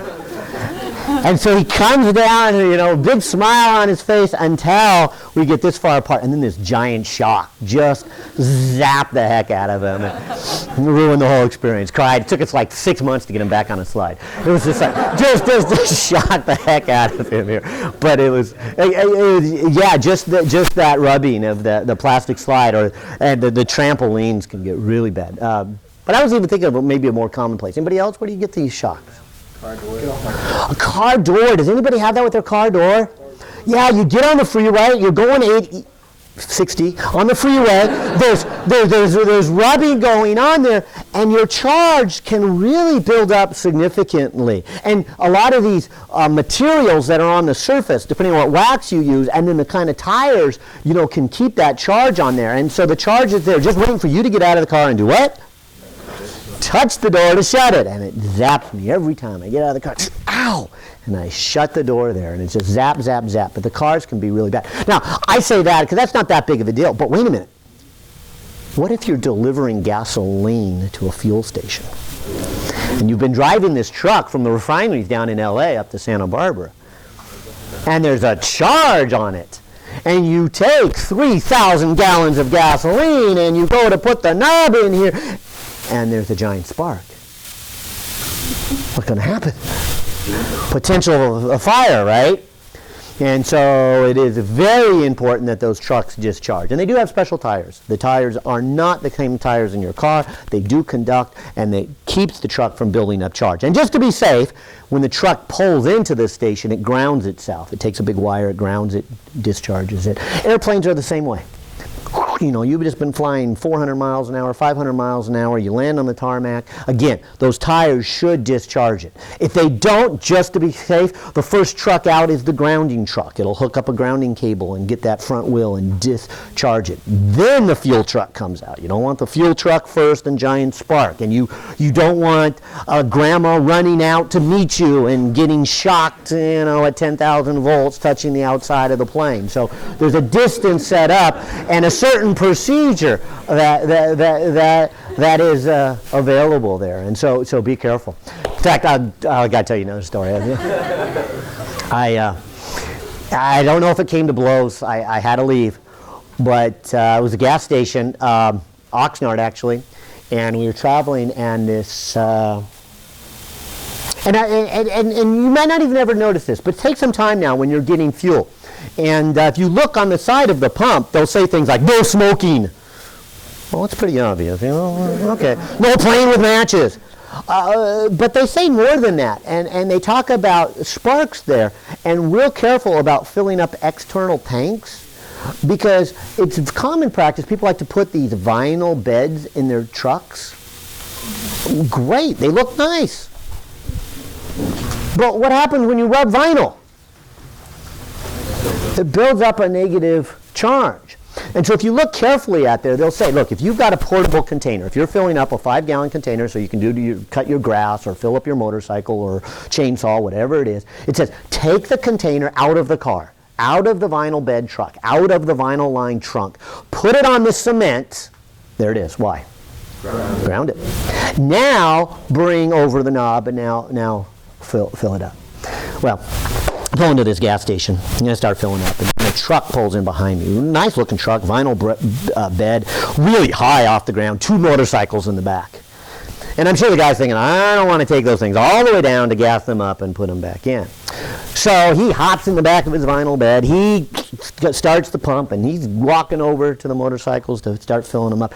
And the gas attendant guy's coming out screaming, you can't do that! Yeah. And so I'm just filling it up. He goes, no, you can't fill it up. You're in a vinyl truck. No. And obviously this guy in the truck didn't understand what he was getting at. He's like, well, I'm not taking these motorcycles out of here. You take them out of here.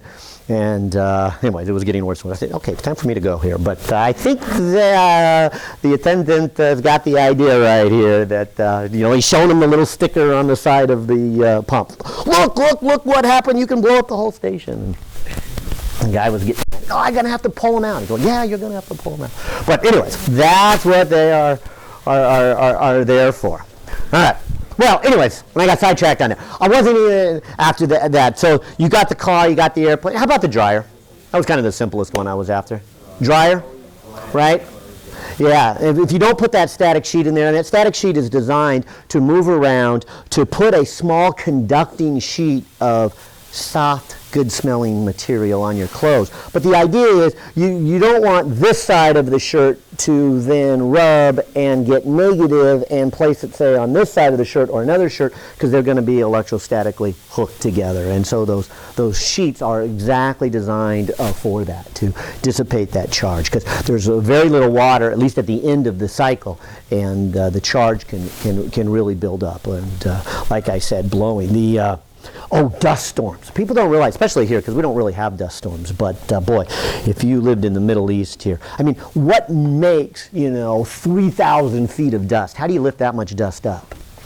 And it's not just the wind. That's only the beginning. Guess what happens to the ground as the wind blows across the ground? It builds up a static charge.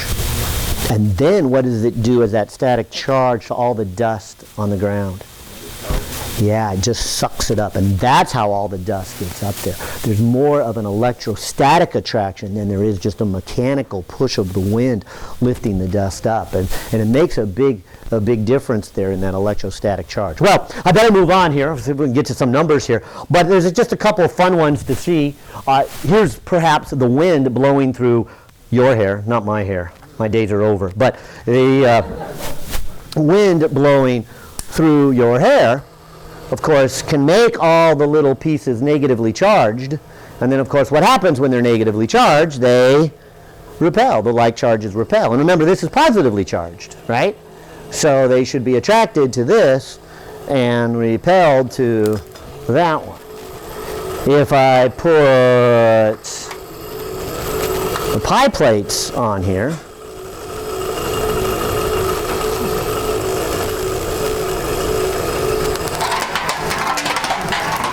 the charge should be able to flow through the metal. Oh, it looks like it's discharging. Uh-oh. And so they should repel each other. Notice they repelled one at a time. More on that in a minute. Here's kind of a fun one. Here's just a bunch of pieces of paper. And notice they look a little different than the pie pans, because they all get negative at the same time and repel, but the pie pans didn't do that. And so there's another little subtlety going on there that I'll have you see here in just a moment. Collect a few of them so we can do it again if we have time. That might lead till tomorrow here. Okay? Well, you I think, got the first half of the lecture really well. And that is this whole conceptual picture of the charges and how they move around in a conductor but not in an insulator, how a charged object can attract a neutral one. It doesn't matter which way it's charged. And just this whole idea, because now I want to get into the numbers. And so now our calculus is about to begin, although I guess we'll start with some algebra here.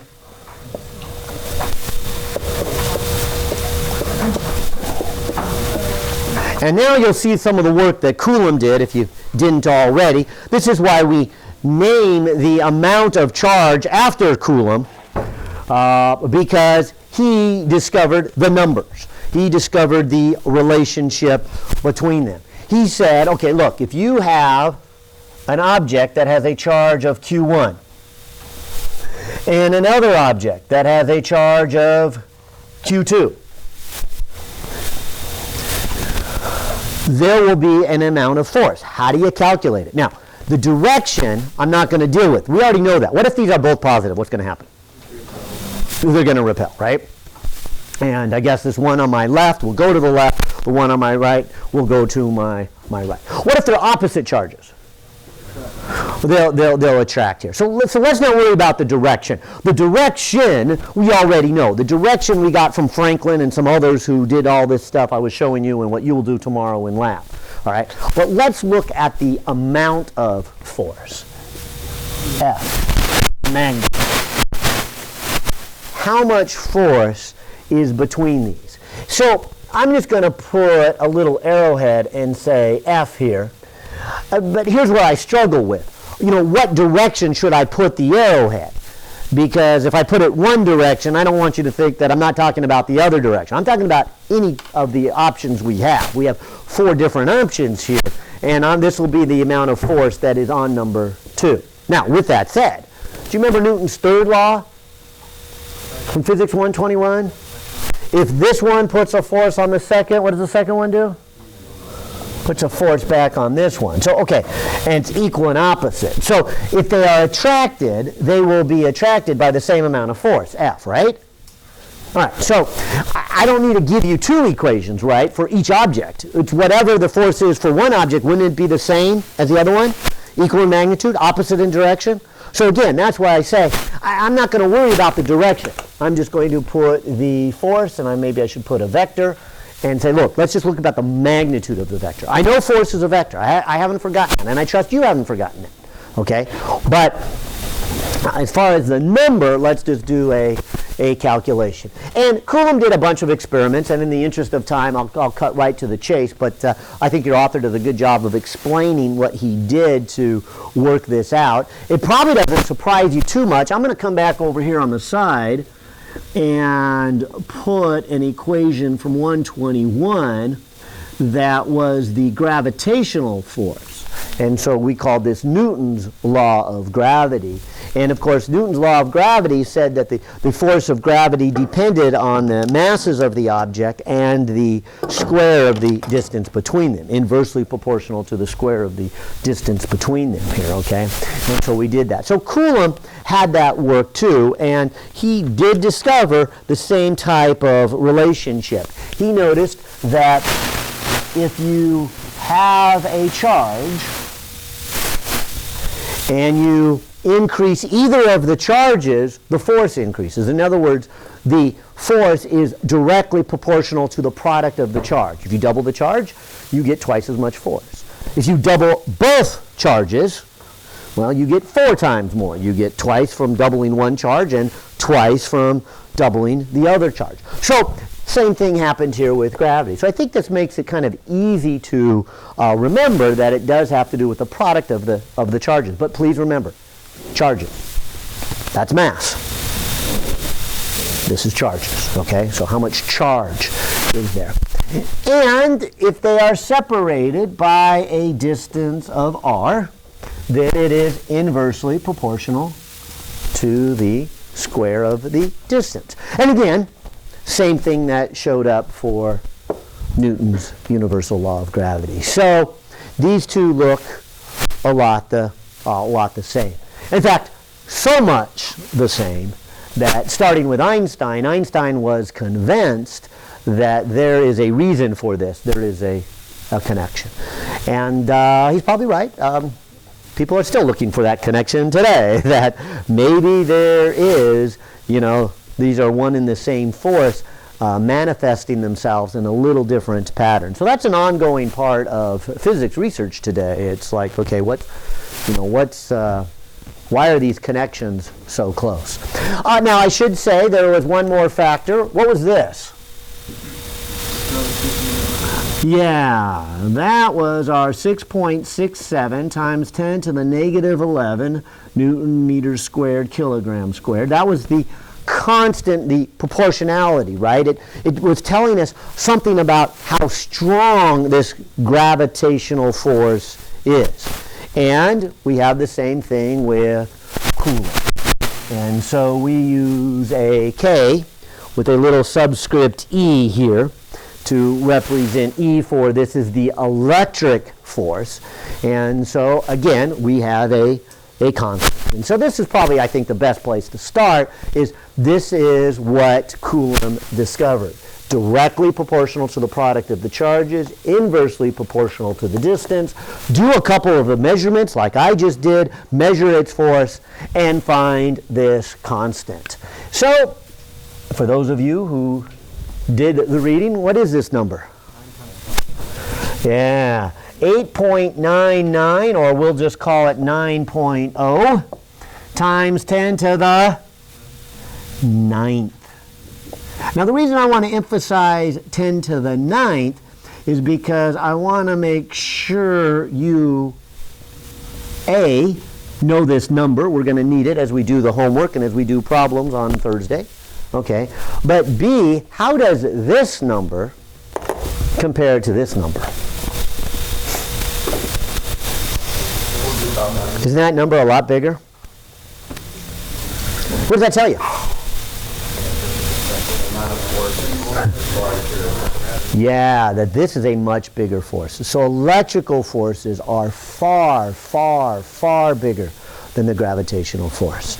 You'll be seeing that as we do this semester. We do this fun lab where we shoot these electrons across in this little tube in the lab, and we turn their direction with the electrical force, and we calculate them. And inevitably, somebody's going to ask, well, wait a minute, what about gravity? Doesn't gravity pull them down? I'll say, yeah, but how does the amount of force of gravity compare to the electric force? Yeah, really, really, really small. So electrical forces are much, much bigger. And that's what I want to start with, that number there, than gravitational force. So don't be surprised if most of the time, not all the time, there'll be a few times, just to, really they're more review problems to make sure the students are still remembering their Physics 121. But most of the time we kind of just, oh, don't worry about whether you're doing it on the Earth or the Moon or Mars or up in outer space. Don't worry about the gravitational force. It is very, very small compared to the electrical force. The electrical force is much, much bigger. These are tracking? Well, the formula would be the same, and so maybe I should put magnitude of charge, and saying, look, you're going to calculate the amount of force the same whether they attract or repel. What was the force like diagram? Yeah, now in my force diagram, because I've got to pick something, I'm going to pick them so they're attracting. But if these were both positive or both negatives, then they would be repelling, and I would still have the same formula. They would be pushing the other way. And so my point is, as we do the problems, do this. Use your math to calculate the force. Come back to your physics and look at what the direction is. In fact, more so this class than any other class, but it's also true in the other classes. I'm sure many of you heard me say it. But remember, as we do a problem, that you got to do half of it with the math and half of it with the physics. And if you leave either half of off, you get stuck. You can't do the problem. And very much so in this class. We're going to do a lot of the problems with a lot of look at the picture, look at the physics. You know. And so in this case, look at the physics to decide which direction, and then the math will tell you the amount of force, and put those two together as we solve the problem. What's the absolute values of the Well, I did the absolute values because, again, I just want to get the absolute value of its magnitude. In other words, don't worry about whether this is plus or minus. Don't worry about whether this is plus or minus when you come to do the calculation. The plus and minus is telling you what direction the force will be. Now, if you prefer to use the plus or minus, and some people do, I mean, what would happen if I had two pluses or two minuses here? I get a positive number. So positive number tells me they repel. Now, if one's positive and one's negative, I'll get a negative number. So negative numbers tell me they attract. And some people like that. I don't, because negative numbers that are telling me they are attract don't really help me, because just because they attract doesn't still tell me the direction. The negative just tells me they attract. But doesn't this one attract, so it's negative, but it's attracting in the positive direction? Right? Because it depends which one you're looking at. Now this one is pushing in the negative direction. So I personally do not even mess with whether positive or negative in the equation. I just calculate the magnitude of the force, then step back and look at the charges to see what direction it's going to give me. Because the direction is opposite for the opposite charges. And that's how I'll present it. You can pick up whichever way you want. And I think the author mostly does it that way. Now, while I am on this point, I want to emphasize that this force is very, very, very strong. Feynman used to give an excellent example to illustrate to students how much stronger this is. For example, let's take something like your hand and go and push on the table. And this will give us a little more insight to what we did in Physics 21. You remember in Physics 21 we had like these pushes and pulls? And we said, all right, calculate all the forces. Like if you tied a rope or a cable on something, you had to include that force. If you put your hand on it and pushed. But now we can ask a little deeper. How is my hand actually pushing on this table? Or the table pushing on me? I mean, they're one and the same, right? I push on the table, it pushes back. What happened here? It's these electrons on the surface of my hand that are starting to get close to these electrons here. What happens to these two electrons? They repel. So as I go to push on something, why can't I go through this table? What's stopping it? It's the electrons. Let me take you back to the structure of an atom. What's the size of an atom again? How big are these things? Remember this little atom we had? How big is it? 10 to the minus 10 meters. How big is that nucleus? 10 to the minus 15 meters. Inside an atom is mostly what? Empty space. And so please don't miss it. It's not like I'm hitting something solid. My hand does not go through the table because there's no space there. There's a lot of space. I mean, if this was the size of our football field, this electron would be in New York City. Like all empty space, right? So again, I ask, how come my hands haven't go through this table? Where does this force come from? It's these electric forces that we're talking about, these electric fields. We haven't got to electric fields yet, but it's electric forces, yeah? And so those electrons stop. All right, so imagine this. And maybe it's a little gruesome, but I'll blame it on Feynman here. You have a cat, 40-story building, falls off. Okay, what's pulling the cat down? Gravity. Well, quite a bit of time, right? 40 stories, falling, going pretty fast. Hits the cement sidewalk on the bottom. Stops, right? Right away, right? And what force stopped the cat? Electric force. That whole gravitational force, pushing and pushing and pushing for a long time, is weak compared to how quickly the electric force can stop it. Okay? And so that's an indication of these numbers here. It's an indication of how small that gravitational force is compared to the massive strength of the electric force. It's also why in class, if you remember, when we did gravitational forces, you might remember me holding two lead spheres in Physics 121 and saying, okay, do these things attract? And I was trying to convince you they were, but I couldn't really show you they attracted. They were too small to show you. That didn't happen here. Could I show you these forces? Oh, absolutely, because they're much, much stronger. I didn't have to have a whole lot of charge to show you the forces. So I could show you. Again, it's more of a testimony of how big this force is compared to that force. Well, like I said, there's Coulomb's law. Let's look closely at the units. You'll see. If you put your charge in coulombs, look what's down here in the constant. Doesn't it cancel off with the coulombs? And if you put your distance here in meters, doesn't it cancel off with the meters? And what are you left with? Newtons, and force should be measured in Newton. So there it is. There's our force. And so if I started with, say, an easy problem, like say I start with a hydrogen atom, and I say, what is the force on the electron in the hydrogen atom? I guess we'd have to stop a little bit and go back, okay, what does a hydrogen atom look like? And I picked hydrogen. It's the simplest one, right? It's got the nucleus, one proton, and it's got one electron. It looks something like this. And I say, okay, here is my proton. Here then is my electron. I could take this very simple formula and apply it, right? Charge 1, charge 2. So let's try it. I could say, all right, let's calculate that force. Now it's the magnitude of the force. So it's 9.0 times 10 to the 9th Newton meters squared, Coulomb squared. Then I can put in my charge. All right, what's the charge of the first one? Good. So we'll go back to about an hour ago. Didn't I give you the charge of the electron and the proton? What were they? Yeah, 1.602 times 10 to the minus 19 Coulomb.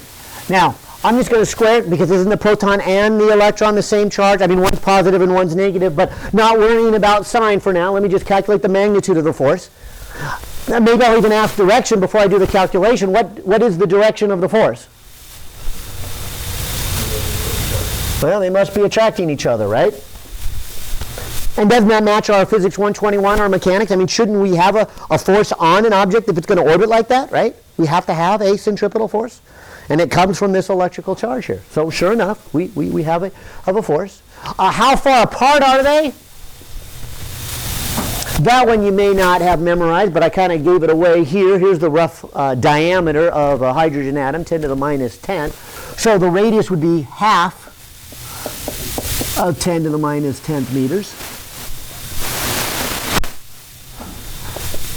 And so there's my first calculation for you. A very simple one that I'm sure you won't have troubles with this one. No calculus yet here.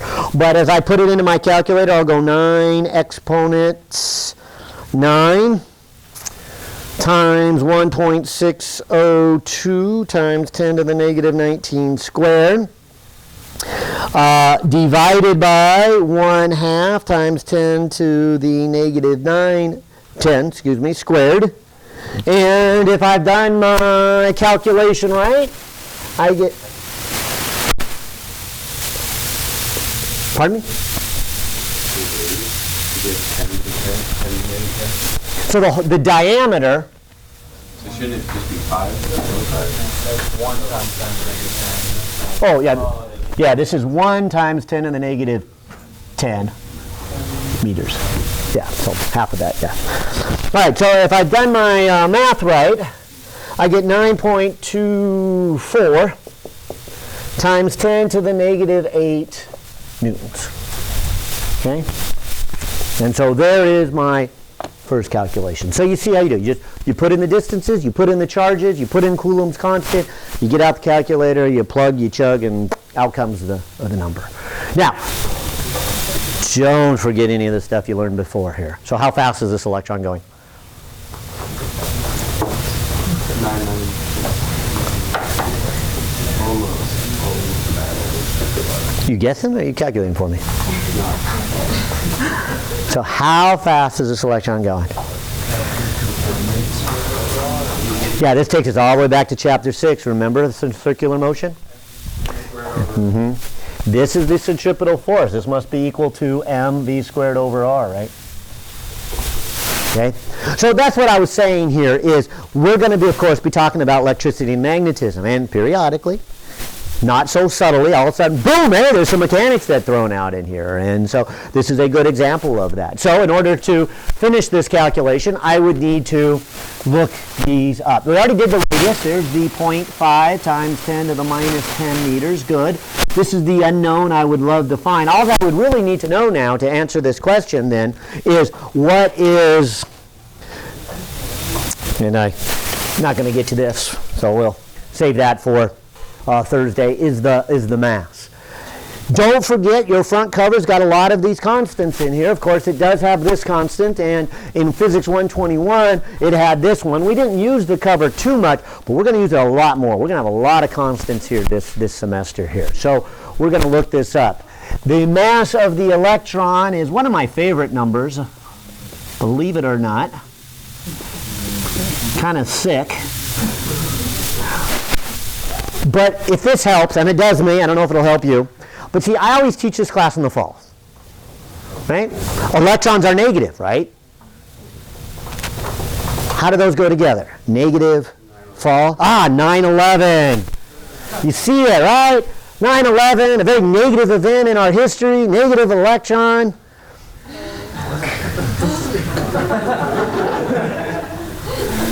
I told you it was corny, but it helps. What about 10/31? Halloween in fall, very scary time, you know. So another big negative event. And the negative in front's pretty obvious. I mean, it's an electron, negative. Okay. So you put those all negatives fall together, Physics 121, and makes an easy number to remember. All right, well, I'll finish the calculation and call it quits here for today. But here is then our calculation. I'll take that number and multiply it by 0.5 times 10 to the negative 10. Divide that by 9.11 times 10 to the negative 31. Take the square root and get a velocity of about 2 million. I'll just round it to 1, 2, 3. So about 2,300,000 meters per second. Fast or slow? Very, very fast. But compared to the speed of light, it's pretty slow really compared to the speed of light, right? 2300 over 3 times 10 to the 8.